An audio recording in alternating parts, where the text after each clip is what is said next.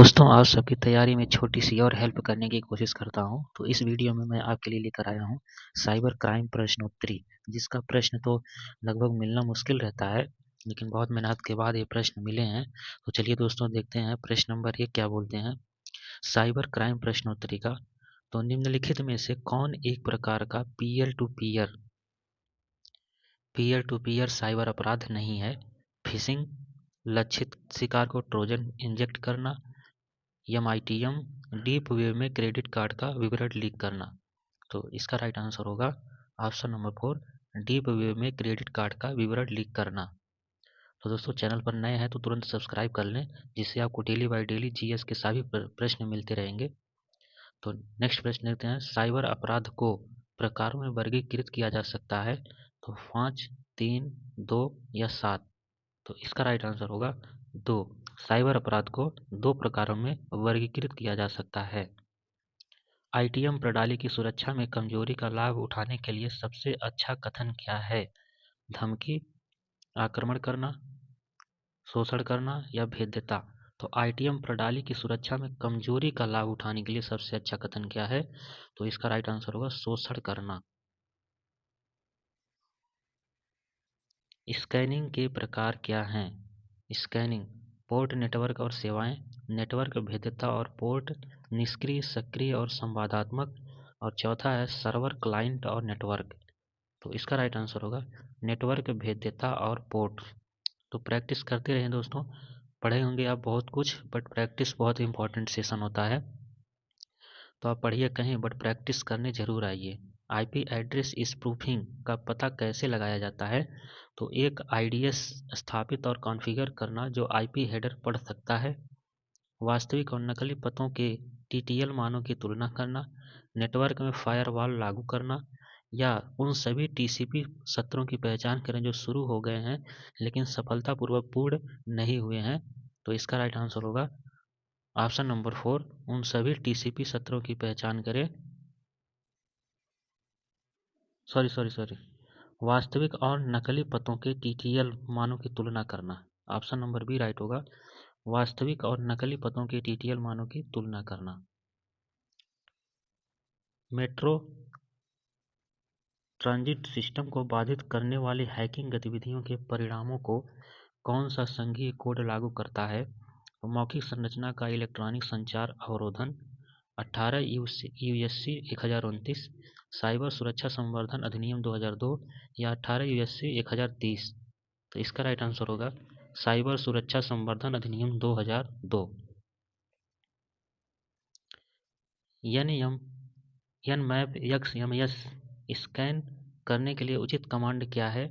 तो Nmap SX डरपोक, NMP SX paranoid, NMP SX पॉलिट, NMP SX आक्रामक। तो इसका राइट आंसर होगा option number A, Nmap SX डरपोक। किसी कर्मचारी के क्रेडेंशियल्स का उपयोग करके नेटवर्क तक पहुंच प्राप्त करने का प्रयास एथिकल हैकिंग का कौन सा मोड कहलाता है? तो ऑप्शन देखते हैं। स्थानीय नेटवर्क या लोकल नेटवर्क, सोशल इंजीनियरिंग, शारीरिक प्रवेश, रिमोट नेटवर्किंग। तो इसका राइट आंसर होगा लोकल नेटवर्किंग या स्थानीय नेटवर्किंग।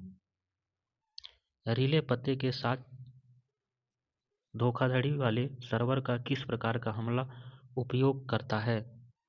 तो इसका देखते हैं। एमआईटीएम, आईटीएम, आईबी या रा। तो रिले पते के साथ धोखाधड़ी वाले सर्वर को किस प्रकार का हमला उपयोग करते हैं? तो इसका राइट आंसर होगा एमआईटीएम। Option number 1, एमआईटीएम। एक हैकर प्रॉक्सी सर्वर का उपयोग क्यों करेगा?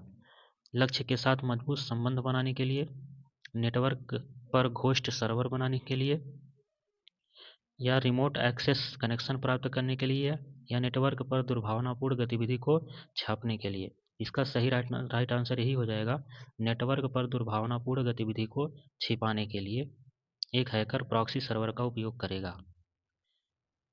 निम्नलिखित में से कौन सुरक्षा पर हमले के खिलाफ पर्यावरण को सुरक्षित करने का कारक नहीं है? हमलावर की शिक्षा, सिस्टम कॉन्फ़िगरेशन, या नेटवर्क आर्किटेक्चर, या कंपनी की व्यापार रणनीति। तो सही आंसर होगा सिस्टम कॉन्फ़िगरेशन। किसी तस्वीर के अंदर जानकारी छिपाने के लिए किस तकनीकी का उपयोग किया जाता है? किसी तस्वीर के अंदर जानकारी छिपाने के लिए किस तकनीकी का उपयोग किया जाता है? स्टेगनोग्राफी, बिट मैपिंग, रूटकिट या छवि प्रतिपादन? तो सही आंसर होगा स्टेगनोग्राफी। OSI सुरक्षा आर्किटेक्चर में OSI का क्या अर्थ है? Open system interface, open system interconnection, open source initiative, मानक इंटरकनेक्शन खोलें। तो इसका राइट आंसर होगा open system interconnection. Option number B, open system interconnection. संदेश सामग्री का विमोचन और यातायात विश्लेषण दो प्रकार के हमले हैं। सक्रिय हमला, हमले का संशोधन, निष्क्रिय हमला या डॉस अटैक? तो इसका राइट आंसर होगा निष्क्रिय हमला, या इसी को कभी कभी पैसिव अटैक भी बोला जाता है, पैसिव अटैक। सूचना सुरक्षा से संबंधित गोपनीयता निम्नलिखित में से किसके विपरीत है? समापन, प्रकटीकरण, आपदा या निपटान? तो इसका सही आंसर होगा प्रकटीकरण। प्रकटीकरण सूचना सुरक्षा से संबंधित गोपनीयता में इसके विपरीत है। फर्जी डिजिटल हस्ताक्षर का प्रकाशन धारा के अंतर्गत आता है। फर्जी डिजिटल हस्ताक्षर का प्रकाशन देखते हैं धारा 37, धारा 73, धारा 65, धारा 69। तो इसका सही आंसर होगा धारा 73। ऑप्शन नंबर बी, धारा 73। साइबर आतंकवाद के लिए दंड का प्रावधान किस धारा में किया गया है? साइबर आतंकवाद के लिए दंड का प्रावधान धारा 68, धारा 66F, धारा 68A, इनमें से कोई नहीं। तो इसका सही आंसर होगा धारा 66F, धारा 66F। नेक्स्ट प्रश्न देखते हैं। इलेक्ट्रॉनिक माध्यमों से ऐसी आपत्तिजनक सामग्री का प्रकाशन या प्रसारण जिसमें बच्चों को अश्लील अवस्था में दिखाया गया हो। धारा 67B में, धारा 65B में, धारा 76 में, धारा 60 में? तो इसका सही आंसर होगा धारा 67B। इसके अंतर्गत इलेक्ट्रॉनिक माध्यमों से ऐसी आपत्तिजनक सामग्री का प्रकाश या प्रसारण जिसमें बच्चों को अश्लील अवस्था में दिखाया गया हो। धारा 67B।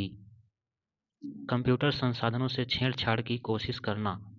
धारा 65, धारा 66, धारा 68 या धारा 70? तो सही आंसर होगा धारा 65। कंप्यूटर संसाधनों से छेड़छाड़ की कोशिश करना धारा 65 के अंतर्गत आता है। किसी की निजता भंग करने के लिए दंड का प्रावधान। धारा 66, धारा 67, धारा 65, धारा 68? तो इसका सही आंसर होगा धारा 66। किसी की निजता को भंग करने के लिए दंड का प्रावधान धारा 66 में दिया गया है। इलेक्ट्रॉनिक माध्यमों से सेक्स या अश्लील सूचनाओं को प्रकाशित या प्रसारित करने के लिए दंड का प्रावधान धारा 67A, धारा 65, धारा 67B, धारा 68? तो सही आंसर हो जाएगा धारा 67A। Option number A right हो जाएगा, धारा 67A।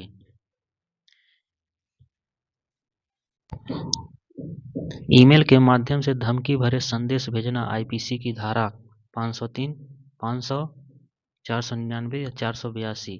तो सही आंसर होगा 503। ईमेल के माध्यम से धमकी भरे संदेश भेजना आईपीसी की धारा 503 के अंतर्गत आता है।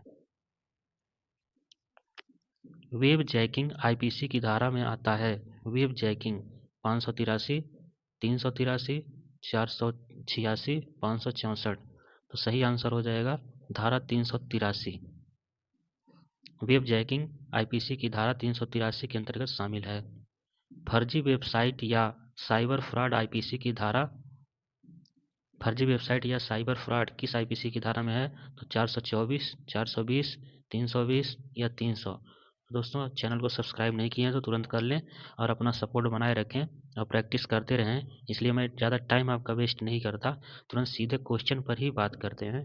बीच बीच में टाइम खोटा करने का मतलब है कि सीधे सीधे आपका टाइम बर्बाद करना। तो इसका राइट आंसर होगा दोस्तों 420। इस समय टाइम बहुत इंपॉर्टेंट है, तो चलते हैं। साइबर सुरक्षा के जनक कौन हैं? बॉब थॉमस, जॉन स्टोन, लिकन या ल्यूपेन? तो इसका सही आंसर होगा बॉब थॉमस। तो आशा करते हैं दोस्तों अच्छा लगा कंटेंट, और कमेंट में ज़रूर बताएं। तो चलिए मिलते हैं नेक्स्ट वीडियो में, तब तक के लिए धन्यवाद।